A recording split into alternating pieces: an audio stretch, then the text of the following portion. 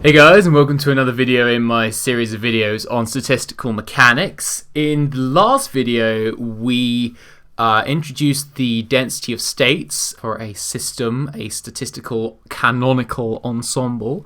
One of those bad boys right there. I know if you've just tuned in and think, what the fuck am I on about, then you might want to go back and watch my previous videos, as that would explain a lot. We're going to, in this video, take these ideas a little bit further and actually get to something a little bit more fundamental than what we've done so far. So we're really linking it to thermodynamics now.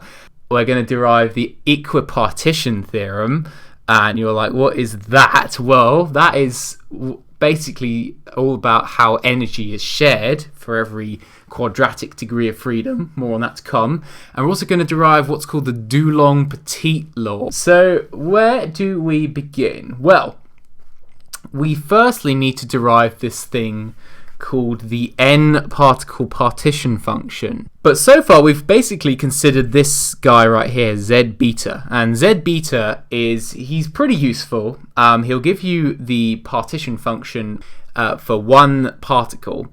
And if you differentiate the partition function, we found that you get the internal energy. Or if you differentiate the natural log of the partition function, you get the internal energy, and you can also get the Helmholtz free energy from the partition function. So it really is kind of like a magic box, this Z. It's pretty useful. So you get things like F, you get things like U, and from that you can get things like the entropy and the heat capacity and all the other good stuff, like the Gibbs free energy, if you really cared about that sort of thing. You can get all of that stuff from the partition function. But so far, we've kind of only done it for discrete energy levels. So what did I say the formula for Z beta was? Well, Z beta is the sum over, we're going to sum over energies rather than summing over states, because remember, you could have a degenerate system.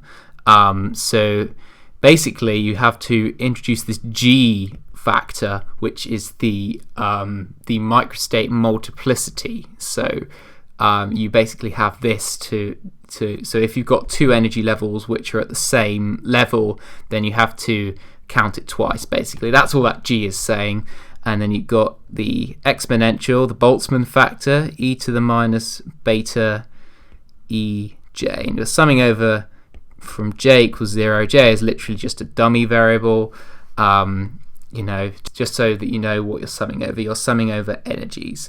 So this is for a discrete set of energy levels. But what about for continuous energy levels? Then what's going to happen right there? So say, something like kinetic energy, for example, is a continuous energy level. So how are we going to do that? Well, basically, what we tend to do is when we're dealing with continuous systems, we actually replace the sum with an integral. And this is a common thing. It's like if you sort of take the limit of a sum, if you take the chunks to be smaller and smaller, then you'll actually end up doing an integral, which is continuous. And so the one particle partition function as an integral is therefore going to be, you're going to replace the sum with an integral. And we're going to be integrating, and what are we going to be integrating over? Well, we're going to be integrating over the density of states again, and e to the minus beta e, this time dE. So it's an integral with respect to energy over the density of states. But this has got a bit of a problem right now, is the units are not quite right. So to make sure the units are right, we need to say that G, this G right here, is a function of energy. And we actually define this G to be the derivative of the number of states with respect to energy. So we're saying that it's actually become a function now. So rather than in this example here, when it was just literally a number, it's actually now a function of energy. And so it's in the limit, then it actually becomes the derivative of the number of states this is. Remember, this is the number of states, not the number of particles, with respect to energy. So that is what this density of states actually does become in the limit. It becomes dn by dE. So this is Z beta for continuous energy levels. I'll just highlight it right there because we are going to be using it. And so yeah, however, this Z does have some other problems. The first problem is that it's assuming particles are what's called distinguishable. So let's say, for example, we've got two particles. We've got a green particle and a red particle. You can pretty clearly see that you can tell these two apart. So, if they're moving around, you can tell where the red one is and where the green one is. However, if they're both green, then obviously they're indistinguishable. I mean, this one could be over here, and it wouldn't make any sort of difference, really. The particles are indistinguishable in this case. So in this case, they're distinguishable, but in this case, they're indistinguishable. And this is obviously going to affect the statistics, because if you treat them as indistinguishable, then you're not going to be counting it quite as many times. So for just as a quick example, say you have a configuration with the green particle on the left, the red particle on the right. That's one possible configuration.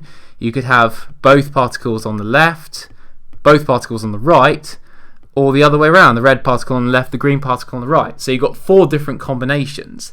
But if they're indistinguishable, then let's just do the same thing again. You only have 3 combinations, or permutations, I should say. You have 2 on the left, 2 on the right, 1 on the left, 1 on the right. This one is no longer a degenerate state because they are exactly the same. It doesn't really matter. They're indistinguishable.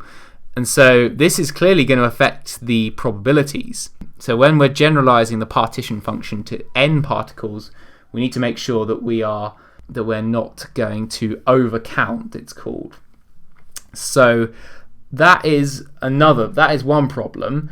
The other problem is that we assume that the particles don't interact, and so there's no sort of energy, which actually leads to the wrong prediction of properties of interacting systems. So if we're going to use statistical mechanics as a way of approaching thermodynamics, we need to kind of get it right, basically. Otherwise, what's the point? No point in trying to learn all this crap if it doesn't give us any solid grounds. So how are we going to solve this? Well, the n particle partition function Zn, this solves all these problems and is actually more fundamental than Z beta. So this is a fundamental, almost fundamental thing about a system as its partition function. And the good news is that these magic box relations up here still hold for n particles rather than just one particle. So we're now going to derive what this n particle partition function, this Zn right here, is for an ideal gas. And so how are we going to do that? Well, instead of summing over energies, it's actually better in this case to sum over what's called phase space. Now, I need to go into a little bit about what phase space is before we continue, because Zn does rely on a bit of knowledge about what phase space is. So what I'm going to do for that is I'm going to draw a graph right here. I'm going to draw a graph, and this graph is going to be a graph of momentum along the y-axis versus position along the x-axis. Now this is actually what's called phase space, a graph of position versus momentum, or momentum versus position in one dimension. So if you wanted to generalize it to 3 dimensions, then you'd have to include x, y, and z, and each of the 3 components of momentum. But in one dimension, this is what is called phase space. So you represent states of a particle as points on phase space. So this particle right here, or this point, which is representing a certain particle, is in a certain position of the box and has a certain momentum.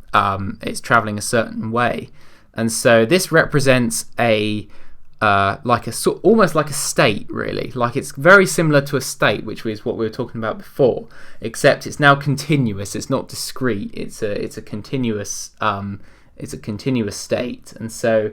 And the reason why we've switched to position and momentum is because obviously you can have several of these states which have the same energy. And what I mean by that is that there's actually several points on this graph, so namely this point, for example, in which the energy is exactly the same. And this is going to give us a bit of a problem when trying to derive the partition function for n particles, because this is going to make this quantity right here, the density of states, really hard to work out. And so, just as an example, let's draw a phase diagram for a harmonic oscillator. So you guys are probably familiar with a harmonic oscillator. It's a mass which is on a spring. It's got an equilibrium position here. It's got displacement of x. It's also carrying momentum as well. And at the most extreme points, the position is maximum, but the momentum is 0. But in the middle, the position is 0 and the momentum is at maximum. And we call this a harmonic oscillator. And the reason why we call it harmonic is because it's a quadratic. If you plot the energy, the kinetic energy, you get a quadratic curve right here. That should be the potential energy. If you plot the kinetic energy, then you get something a bit like this. But the total energy, of course, remains constant in a harmonic oscillator. So this right here is the kinetic energy, this right here is the potential energy, and the total energy just remains constant, which is this top line right here. So how do we write the energy? Well, we have to introduce this thing called H, which is called the Hamiltonian. And the Hamiltonian is normally an operator, but in this instance we're going to be using it as a measure of the total energy. It's defined as the kinetic energy plus the potential energy.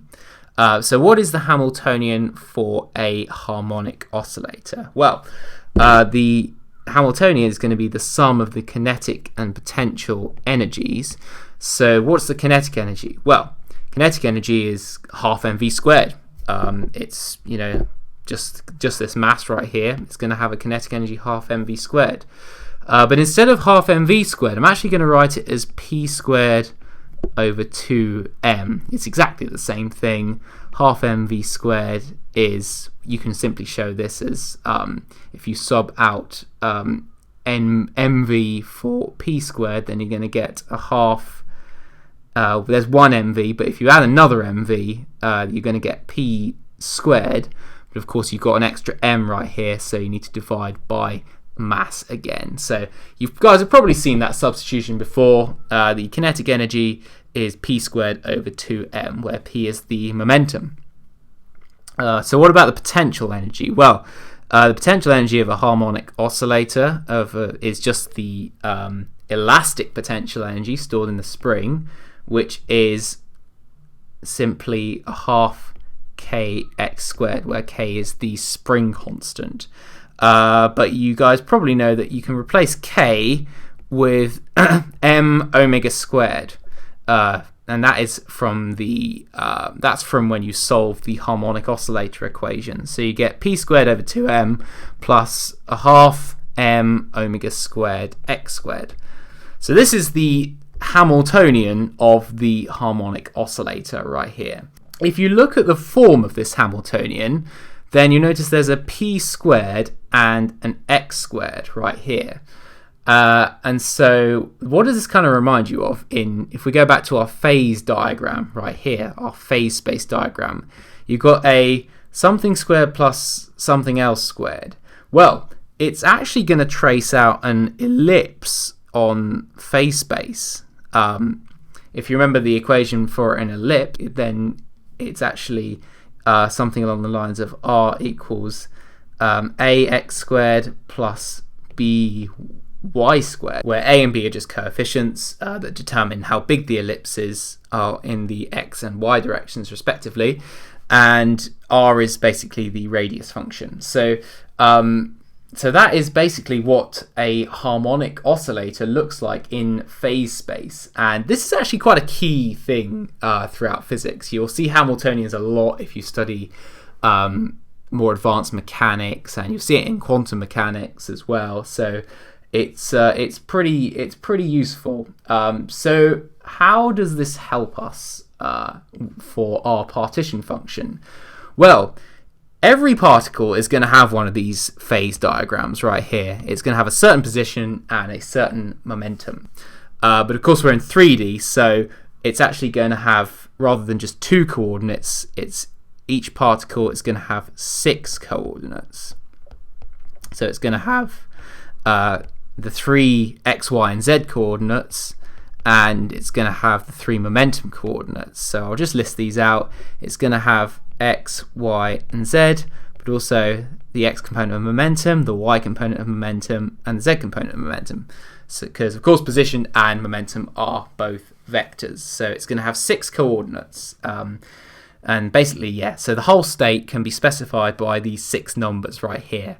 And the thing is, they're non-degenerate. You know, this point here will have a different 6 numbers, will have a different momentum component than this one right here.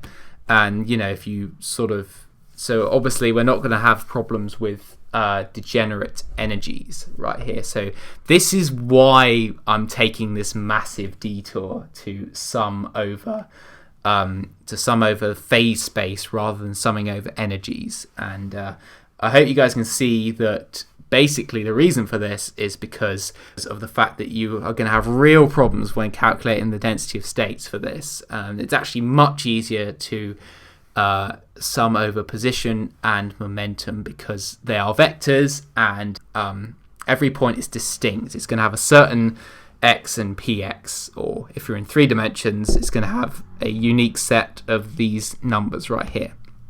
So this is the thing for one particle, but of course we've got n particles, so we're actually going to have a total of 6n coordinates in 3D, and that's a lot. That's a lot of coordinates right now. So that is basically what we've got to work with. So now we're going to go back to our canonical ensemble of n particles. So let's just draw out what we're dealing with. So we've got n particles in a box.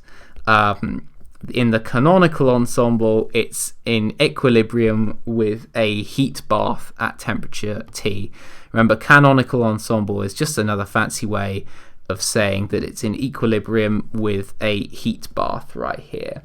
Okay, so this is what we're going to do. We're going to derive what Zn is for an ideal gas. So what I'm going to do first is I'm actually going to derive the one particle partition function. Now I said before there was a problem with doing this, but we've sorted out this problem with introducing the notion of phase space. So we're actually okay to derive the one particle partition function, and then you go on to derive the n particle partition function directly from it, because you can actually raise the one particle partition function to the power of n in order to get the n particle, and I'll show you why that is in a sec. So let's go ahead and write out what Z1 is. And so this is what we got. So we said that we were summing over phase space, or we're integrating over a continuous phase space. So we're actually going to have to do 6 integrals per particle, this is. And these 6 integrals basically show that we're integrating over all 6 of the coordinates of phase space. So what are the limits, I'm going to ask ourselves, for an ideal gas in the canonical ensemble at equilibrium? Well, we're going to have our 3 momentum coordinates and our 3 position coordinates. Well, the position coordinates, it's fairly easy to see that the limits of the integral are just simply going to be the volume of this box right here. if it can't, no particles can go outside the box, and so therefore the limits of the position integrals are just going to be over the volume. So these three are going to be our three position integrals. So yeah, just over the volume. What about these three integrals? These are going to be integrating over all of momentum. So what possible values can momentum take? Well, I mean, it could be absolutely anything, really, couldn't it? It could be anything from, minus infinity to plus infinity. So we're actually going to denote this by this symbol here, r cubed, and this is real space cubed, basically. All of real space spans from between minus infinity to plus infinity. So if you just imagine a giant number line, minus infinity to plus infinity, that's real space to the 1, but if you cube it, then you're going to have 3 dimensions. So you're integrating over all of real space cubed for momentum. Momentum can take any of these possible values. So what are we actually integrating? Well, we're integrating simply the Boltzmann factor, e to the minus beta, but instead of writing EJ, I'm now going to write the Hamiltonian, because the Hamiltonian is the energy function. Its energy is a function of position and momentum. And so to show that, I'm just going to write x as a little vector. X is now the position vector, which has got all 3 x, y, and z coordinates, and the momentum vector right here. So this is what we're integrating. And don't forget our little things along the end. We're integrating over all position coordinates, so it's going to be x, y, and z, and all momentum coordinates. So 6 coordinates, 3 position, 3 momentum. We're going to be integrating over all of them. Now there's just one thing that I need to include. We want the partition function to be dimensionless, but at the moment it isn't. It actually has units of what's known as action, which is a product of energy and distance. And so we now need to divide by just some constant. We're going to call it h. You might already realize what h actually is, but that's a little bit later on. I can't give too many spoilers on that. So yeah, h is just some constant with units of action. And there we go, this is our integral. I hope that makes sense as to why this is our integral. We're integrating over all of phase space. Remember, this is just for one particle. We're going to then generalize it to n particles, which are all exactly the same. So let's sort out what h is for an ideal gas. So h, I said what it was for a harmonic oscillator, but of course we don't have a harmonic oscillator here. We have an ideal gas, and so it's going to be the kinetic energy plus the potential energy. V here is the potential energy, not the volume. We both normally use V for that. So kinetic energy is half mv squared, but I said before that's p squared over 2m. They are one and the same thing. And so that's our K term. So what about V? Well, it's an ideal gas. There's no sort of forces. We're assuming no forces between any of the particles. So V is just 0. There is no potential energy. They're completely free to move as will.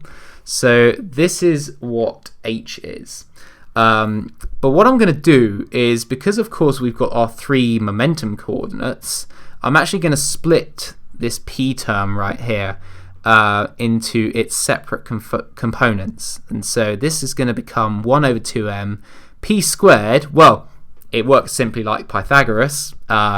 P squared is simply the sum of the components all squared. So px squared plus py squared plus pz squared.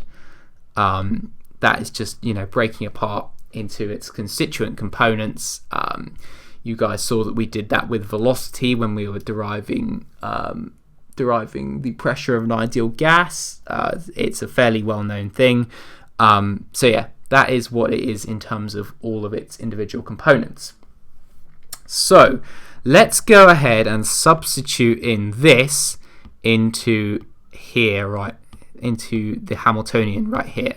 So Z1 is equal to 1 over h cubed. Now before I write anything more down, you can clearly see that this Hamiltonian has no dependence on position at all. So we can already break apart this integral into two separate components. We can integrate all the position stuff completely separately from the momentum stuff, because it's all this term right here has no dependence on position because it's all momentum. So we can actually go ahead and write down our position integral, which is over the volume of the 3 position coordinates right here. So that is our position integral sorted. This is all then multiplied by our momentum integral. Remember, you can split the integral up like this as long as you've separated out all the components. This is a fairly well-known integration rule that you can just simply split the components out and then multiply them together. So we're multiplying, so there we're integrating over all of real space cubed. And let's go ahead and sub in our Hamiltonian. So we've got e to the minus beta over 2m px squared plus py squared plus pz squared. And this is going to be integrated with respect to all of the momentum coordinates right here.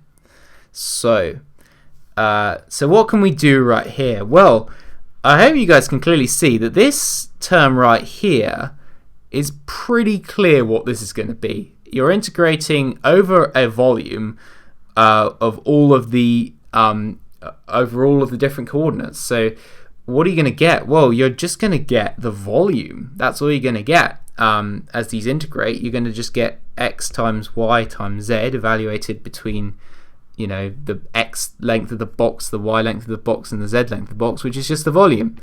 So this just simply becomes volume over h cubed. That's that term completely done and dusted. We don't have to worry about it, which is brilliant. So now that we've sorted that out, let's just go and rewrite our momentum integral, which is going to be e to the minus beta over 2m px squared plus py squared plus pz squared. And instead of writing d cubed p, I'm just going to make it a little clearer as to what we're integrating over. So it's going to be dpx, dpy, dpz. So those are our 3 integrals we've got to do right here. And that's good, because so we've sorted out actually half the problem has already been sorted out, because we're just integrating over a volume and there's no position dependence in an ideal gas. It doesn't, the energy has no relation to position. So what's next? Well, you guys should remember the law of exponentials. If you have e to the a plus b, then that is one and the same as e to the a multiplied by e to the b. That's just a law of exponentials. You can separate out 2 terms that are added inside the exponential just like this right here. So and that's true of all exponentials, not just e. It's true of like 2, and it's true of like, you know, any number as well. So how can we apply that here? Well, we've got a sum of three terms right here inside the exponential, and so you can just simply separate out these terms. So let's just write all this out again. So we've got v over h cubed multiplied by our triple integral right here, and instead of writing a sum inside the exponential, we can just simply write out 3 exponentials. So we've got e to the beta px squared over 2m multiplied by e to the minus beta py squared over 2m multiplied by e to the minus beta pz squared over 2m with respect to our 3 momentum coordinates right here. So we now have 3 integrals to do, but we can actually just separate out these integrals, of course, and integrate each one separately. So we got v over h cubed, and I'm now going to break apart this triple integral into a product of 3 individual integrals, and they're all going to be from the limits of minus infinity to infinity over all of real space. E to the minus beta px squared over 2m dpx, and we're going to have another one for the y coordinate, e to the minus beta py squared over 2m multiplied by e to the, or the integral between minus infinity and infinity of e to the minus beta pz squared over 2m dpz, and I just forgot a dpy right here. So this is looking pretty good. We've managed to simplify our formula quite substantially, and it gets even better because you guys might recognize that these integrals are in fact what's known as standard integrals. They're almost integrals that you don't really have to prove. You'll probably be given them a lot of the time. At my university, we were actually taught the proof for these standard integrals. But basically, the result that we're going to be using is the integral from minus infinity to infinity. And this is a pretty well-known and pretty useful integral result of e to the minus ax squared, where a is just a constant, with respect to x, is simply one and the same as the square root of pi divided by a. Now, this is a very well-established integral relation. You'll see it a lot in physics because this e to the minus x squared is actually what's known as a Gaussian integral, and it actually pretty much describes the normal distribution in statistics. If you graph this function, you just simply get the normal distribution function. And of course, and it's basically saying that the area under the curve is the square root of pi divided by a. And this is a very well established thing, so I'll put a little box around it so we know not to forget it. It's a very useful integration result, and we're just going to be applying it directly right here. So our partition function z1 for one particle is v over h cubed, and we've got these 3 integrals which are actually almost exactly the same. So we don't really have to do much integration. We just need to recognize what our a is in this case. So what is the constant after the minus but before the x squared? Well, in our case, it's actually the same constant throughout all these integrals. It's this beta over 2m right here. So our a simply becomes beta over 2m. So what are we going to get? Well, for this integral right here, we're going to get square root of pi divided by beta over 2m. So that's this integral right here. And we're going to get exactly the same thing because this is also beta over 2m and this is also beta over 2m. These what we're actually integrating over the x has no appearance at all in the final result. It's always a constant, so it's always going to be this right here, no matter what you're integrating with respect to. So we're going to have another pi over beta over 2m, all in brackets, and another one. You're going to have 3 of these bad boys right here. 3 pi, square root of pi over beta over 2m's. And of course, you can simply combine all these to give v over h cubed. Moving this fraction upstairs, you can simply put 2 pi m over beta, and you've got 3 square roots, so these are all going to combine to give a power of 3 over 2. So here we go. This is our one particle partition function. But of course we said that we wanted n particles, and because all the particles are identical, then you can simply, what you do with the partition function is you raise the whole thing, for every new particle, you raise it to the power of the number of particles. So what I'm saying is that Zn, if all the particles are the same, is simply equal to z1 to the power of n. And the reason this is because when you take the log of zn, so say you're going to take the log of zn, then you're going to get n from the laws of logs times the log of z1. And when you differentiate this with respect to something, then you're simply going to get z1, but instead multiplied by n.